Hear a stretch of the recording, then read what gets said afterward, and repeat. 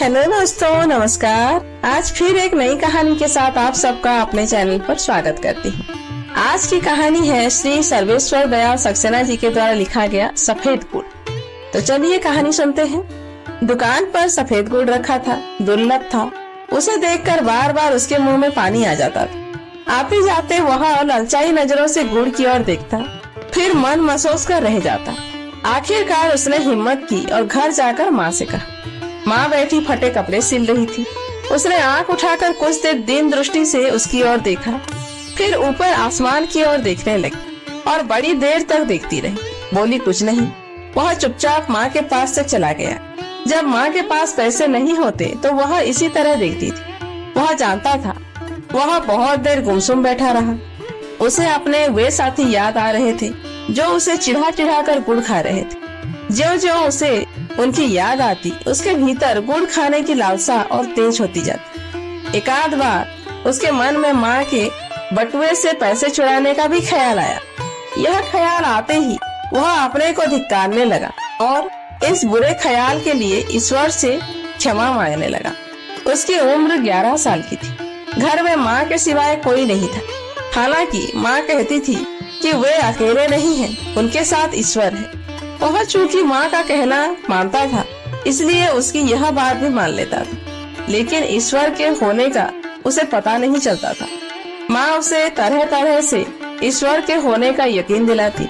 जब वह बीमार होती, तकलीफ में कराहती तो ईश्वर का नाम लेती और जब अच्छी हो जाती तो ईश्वर को धन्यवाद देती। दोनों घंटों आंख बंद कर बैठती।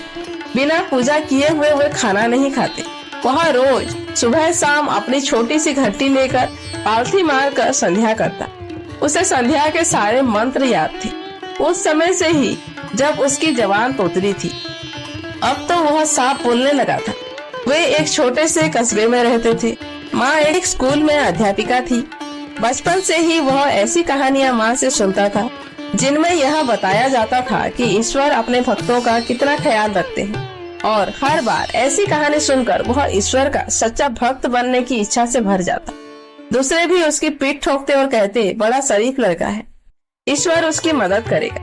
वह भी जानता था कि ईश्वर उसकी मदद करेगा, लेकिन कभी इसका कोई सबूत उसे नहीं मिला। उस दिन जब वह सफेद गुड़ खाने के लिए बेचैन था, तब उसे ईश्वर याद आया। उसने खुद को धिक्कारा। उसे माँ से पैसे मांगकर माँ को दुखी नहीं करना चाहिए था। ईश्वर किस दिन के लिए है? ईश्वर का ख्याल आते ही वह खुश हो गया। उसके अंदर एक विचित्र सा उत्साह भर गया, क्योंकि वह जानता था कि ईश्वर सबसे अधिक ताकतवर है। वह सब जगह है और सब कुछ कर सकता है। ऐसा कुछ भी नहीं जो वह न कर सके। तो क्या वह थोड़ा सा गुण नहीं दिला सकता उसे, जो कि बचपन से ही उसकी पूजा करता आ रहा है और जिसने कभी कोई बुरा काम नहीं किया, कभी चोरी नहीं की, किसी को सताया नहीं। उसने सोचा और इस भाव से भर उठा कि ईश्वर जरूर उसे गुड़ देगा। वह तेजी से उठा और घर के अकेले कोने में पूजा करने बैठ गया। तभी माँ ने आवाज दी, बेटा पूजा से उठने के बाद बाजार से नमक ले आना। उसे लगा जैसे ईश्वर ने उसकी पुकार सुन ली, वरना पूजा पर बैठते ही माँ उसे बाजार जाने को क्यों कहती। उसने ध्यान लगाकर पूजा की, फिर पैसे और झोला लेकर बाजार की ओर चल दिया। घर से निकलते ही उसे खेत पार करने पड़ते थे, फिर गांव की गली जो ईंटों की बनी हुई थी, फिर बाजार की ओर चल दिया। उस समय शाम हो गई थी, सूरज डूब रहा था। वह खेतों में चला जा रहा था। आंखें आधी बंद किए वह खेतों में चला जा रहा था। आंखें आधी बंद किए ईश्वर पर ध्यान लगाए और संध्या के मंत्रों को बार बार दोहराते हुए। उसे याद नहीं उसने कितनी देर में खेत पार किए, लेकिन जब वह गांव की ईंटों की गली में आया तब सूरज डूब चुका था और अंधेरा छाने लगा था। लोग अपने अपने घरों में थे। धुआं उठ रहा था। चौपाए खामोश खड़े थे। नीम सर्दी के दिन थे। उसने पूरी आंख खोलकर बाहर का कुछ भी देखने की कोशिश नहीं। वह अपने भीतर देख रहा था, जहां अंधेरे में एक झिलमिलाता प्रकाश था, ईश्वर का प्रकाश। और उस प्रकाश के आगे वह आंखें बंद किए मंत्र पाठ कर रहा था। अचानक उसे अजान की आवाज सुनाई दी। गांव के सिरे पर एक छोटी सी मस्जिद थी। उसने थोड़ी सी आंखें खोलकर देखा, अंधेरा काफी गाढ़ा हो गया था। मस्जिद के एक कमरे बराबर दलान में लोग नमाज के लिए इकट्ठे होने लगे थे। उसके भीतर एक लहर सी आई। उसके पैर ठिठक गए।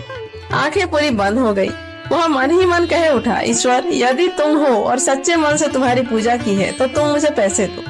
यही इसी पर वह वहीं गली में बैठ गया। उसने जमीन पर हाथ रखा। जमीन ठंडी थी। हाथों के नीचे कुछ चिकना सा महसूस हुआ। उल्लास की बिजली सी उसके शरीर में दौड़ गई। उसने आंखें खोलकर देखा। अंधेरे में उसकी हथेली में अठन्नी दमक रही थी। वह मन ही मन ईश्वर के चरणों में लौट गया। खुशी के समुद्र में झूलने लगा। उसने उस अठन्नी को बार बार निहारा, चूमा, माथे पे लगाया, क्योंकि वह एक अठन्नी ही नहीं थी, उस गरीब पर ईश्वर की कृपा थी। उसकी सारी पूजा और सच्चाई का ईश्वर की ओर से इनाम था। ईश्वर जरूर है। उसका मन चिल्लाने लगा, भगवान मैं तुम्हारा बहुत छोटा सा सेवक हूँ। मैं सारा जीवन तुम्हारी भक्ति करूँगा, मुझे कभी मत बिसराना। उल्टे सीधे शब्दों में उसके मन ही मन कहा और बाजार की तरफ दौड़ पड़ा। अठन्नी उसने जोर से हथेली में दबा रखी थी। जब वह दुकान पर पहुंचा तो लालटेन जल चुकी थी। पंसारी उसके सामने हाथ जोड़े बैठा था। थोड़ी देर में उसने आंख खोली और पूछा, क्या चाहिए? उसने हथेली में चमकती अठन्नी देखी और बोला, 8 आने का सफेद गुड़। यह कहकर उसने गर्व से अठन्नी पंसारी की तरफ गद्दी पर फेंकी, पर यह गद्दी पर ना गिर उसके सामने रखे धनिये के डिब्बे में गिर गई। पंसारी ने उसे डिब्बे में टटोला, पर उसमें अठन्नी नहीं मिली। एक छोटा सा खपड़ा चिकना पत्थर जरूर था, जिसे पंसारी ने निकाल कर फेंक दिया। उसका चेहरा एकदम से काला पड़ गया। सिर घूम गया, जैसे शरीर का खून निकल गया हो। आंखें छलछला आई। कहाँ गई अठन्नी? पंसारी ने भी हैरत से कहा। उसे लगा जैसे वह रो पड़ेगा। देखते देखते सबसे ताकतवर ईश्वर की उसके सामने मौत हो गई। उसने मरे हाथों से जेब से पैसे निकाले, नमक लिया और जाने लगा। दुकानदार ने उसे उदास देखकर कहा, गुड़ ले लो, पैसे फिर आ जाएंगे। नहीं, उसने कहा, पर रो पड़ा। अच्छा, पैसे मत देना, मेरी ओर से थोड़ा सा गुड़ ले लो, दुकानदार ने प्यार से कहा और एक टुकड़ा तोड़कर उसे देने लगा। उसने मुंह फिरा लिया और चल दिया। उसने ईश्वर से मांगा था, दुकानदार से नहीं। दूसरों की दया उसे नहीं चाहिए, लेकिन अब वह ईश्वर से कुछ नहीं मांगा। दोस्तों, आज की कहानी यहीं समाप्त होती है। कहानी कैसी लगे कमेंट करके जरूर बताइए। अच्छी लगी हो तो लाइक कीजिए, शेयर कीजिए और ऐसे ही वीडियो आगे देखने के लिए मेरे चैनल को सब्सक्राइब जरूर कीजिए।